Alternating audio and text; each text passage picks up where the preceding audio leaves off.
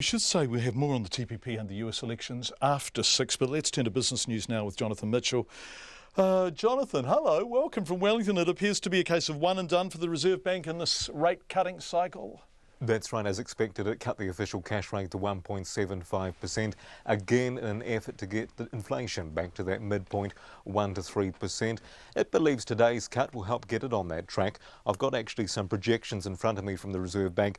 They're expecting annual inflation to reach that 2% midpoint by December 2018. What's more interesting, these projections go right out to December 2019. And from now until then, they're picking and projecting the official cash rate to hang around the current level, 1.75%. But for now, so we're in a period of low interest rates for the next little while. It could go down further. The factors that would drive that would be primarily overseas. The big one would be, starting with T, Donald Trump. His presidency is seen as more of a risk. Then Clinton was perceived as being more status quo. Next is Brexit. Britain's exit from the European Union. That Article 50 is being activated next year. What that actually will look like is still unknown.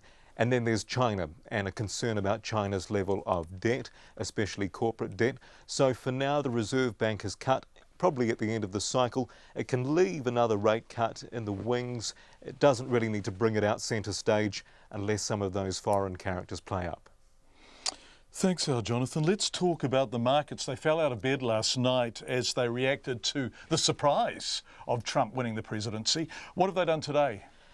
Here in New Zealand, we've regained some of the losses from yesterday, ending up 1% or 70 points to 6734.